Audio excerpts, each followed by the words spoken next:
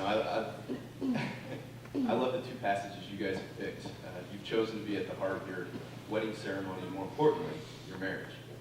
Both Romans 12 and 1 Corinthians 13 are beautiful passages, but as we've talked about numerous times, they can be difficult passages for the reasons we've talked about. Love tends to be grossly misunderstood in our world today. It's come to mean in one sense that we really, really like something. Kind of like, I love theater, or I love the Colts. Love has also come to be a word that expresses our current emotion, feeling, or our disposition towards someone. The world, unfortunately, is full of people who have fallen in love with someone, only to realize later that they've fallen out of love with that same person and to feel that way because they no longer feel the butterflies in their stomach, or because things aren't just as fun or exciting as they used to be. But what we see in passages like Romans 12 and 1 Corinthians 13 is that God's view of love is very different.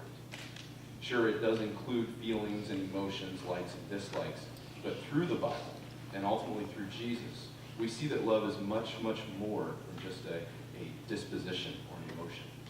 God's perspective of love is that it is a choice. It's a willing commitment. And as we said before, love in marriage is a life's work. It's a spiritual art form. And it is so because marriage is where the love of God can be most readily displayed. And in 1 Corinthians 13, we see why. Like we've already said, love is often thought more of today as a feeling or an emotion, but when I look at 1 Corinthians 13, I don't see this limited concept of love.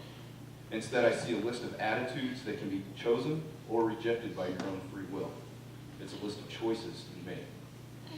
DJ, there will be times when you're tempted to pursue your own selfish desires above what is best for Andrea and what is best for your family. But you need to remember that love is not self-seeking. Andrea, there will be times when you will be tempted to dwell on the wrongs that DJ has done to you, but you need to remember that love keeps no record of wrongs. Or there may be times when you will be tempted to take your frustrations out on DJ, whether or not he's the cause of them. But you need to remember that love is not easily angered, and it does not delight in you. Instead, it's patient and it's kind. And DJ, there will be times when you will be tempted to attribute the worst to Andrea's intentions toward you. But you need to remember that love always trusts. Love is a life's work in a spiritual art form. Because the more you choose to love with the 1 Corinthians 13 type of love, the more you will change as people. Your actions will begin having a transformative effect on who you are. It becomes second nature for you to be kind and patient. It becomes second nature for you to be forgiving and honest, to both trust and to be trustworthy. And it becomes second nature to be more and more about each other and about those around you, and less about yourselves. Love is putting others ahead of your own self-interest. And God uses that to transform you to be a reflection of His love to the people around you. As you know, we see the perfect example of God's love in the person of Jesus Christ.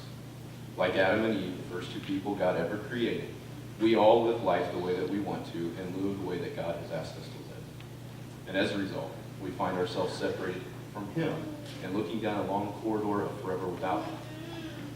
But thanking Him, He's never been okay with that. And so in the ultimate expression of true love, Jesus, God in the flesh, willingly walked to His death so that we could be forgiven, and so that we could be presented with the opportunity to be reconciled to God and to spend eternity with Him. This self-sacrificial, Christ-like love is what Paul is describing in Romans 12 and 1 Corinthians 13. And it's this self-sacrificial, Christ-like love that God is calling you to embody in your marriage. And it's the same self-sacrificial, Christ-like love that will sustain your marriage until the day when you move on. Okay, the day when your time on earth is done. And you need to continually strive to characterize your individual selves, but also your life as a couple by this Christ-like love. Love is a life's work in a spiritual art form because by loving each other with this Christ-like love, you will each be transformed to look more like Jesus, both individually, but also as a couple. And I honestly don't believe there's any greater compliment than when someone looks at your marriage and looks at you as people and sees a reflection of who God is. And that's my prayer for you, that you guys choose to love each other and those around you with this self-sacrificing, Christ-like love that we see in places like 1 Corinthians 13 and Romans 12. And that, as a result, you're both transformed. And you're transformed so that God is seen clearly in and through your marriage. families turn and face each other. DJ, repeat after me, please. I, DJ, take you. I, DJ, take you, Andrea, To be my wife.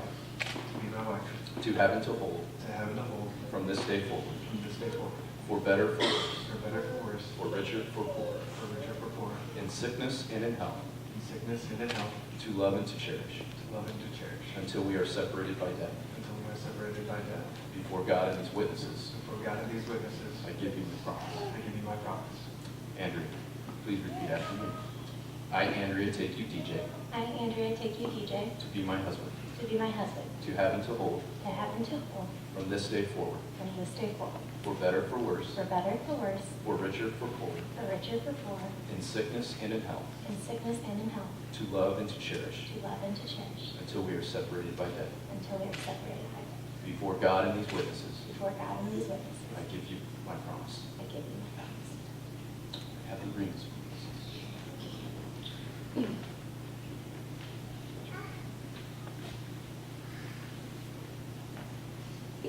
Though small in size, these rings are very large in significance. Made of precious metal, they remind us that love is not cheap, nor is it common. In fact, love may cost us dear. Made in a circle, their design tells us that love must never come to an end. We must keep it continuous. DJ, Andrea, as you guys wear these rings, whether you're together or apart for even a moment, may they be constant reminders of the promises you are making today. DJ, take this ring and place it on your third finger, Andrea's left hand. Repeat after me. With this ring, With this ring, I seal my promise I seal my promise to be your faithful and loving husband, to be your faithful and loving husband, as God is my witness. as God is my witness. Andrea, take this ring, place it on the third finger of DJ's left hand. Repeat after me. With this ring, With this ring, I seal my promise I seal my promise, to be your faithful and loving wife, to be your faithful and loving wife, as God is my witness. as God is my witness. On the table behind me are 2 jars with different colored beads. These 2 jars represent your lives up to this moment. And each of the beads in these jars represents the experiences and the people who have shaped you to be who you are today. And you've each led 2 distinct lives, and you've each been capable of going your own separate ways. In the center of the table is a candle mold, and this represents your life together that begins now. And as you each pour your beads into this center candle mold, you are showing that your 2 distinct lives are now becoming one shared life. And in the days ahead, as you light this candle, and the wax beads will melt together, forming one candle, and these beads will no longer be able to be separated from each other. Like these beads, your lives will also melt together, forming one life, unable to be separated from each other again.